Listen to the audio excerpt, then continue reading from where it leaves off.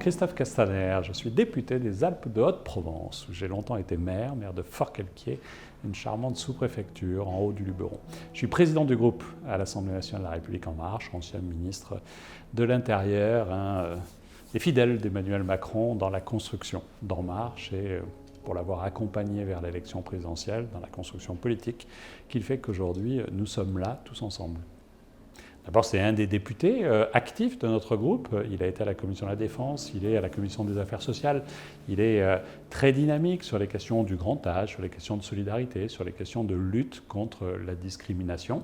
C'est un des éléments moteurs de notre équipe ici à l'Assemblée nationale. Je sais qu'il fait partie de ces députés qui savent à la fois être très présents localement et en même temps défendre et travailler au fond sur un certain nombre de sujets ici à Paris.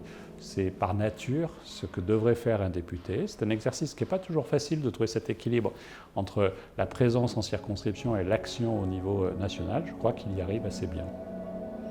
Difficile de dire quel homme est-il, mais ce que je vois, c'est peut-être la bienveillance, un élément important dans nos équipes, dans un groupe important de presque 300 députés. La bienveillance n'est pas toujours facile et il est un élément régulateur, un élément facilitateur, un élément bienveillant. Il est grand, beau, fort et intelligent, mais ça vous allez couper au montage, vous n'allez pas pouvoir le garder.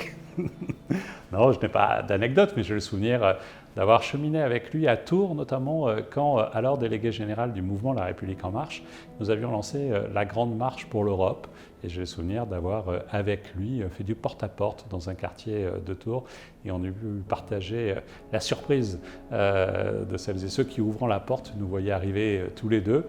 J'étais alors aussi ministre en charge des relations avec le Parlement. J'avais été porte-parole du gouvernement, et donc avec une certaine notoriété. Et donc j'étais accompagné d'une équipe de journalistes de télé. Je me souviens de quelques mines éberluées quand, avec lui, nous faisions ce porte-à-porte.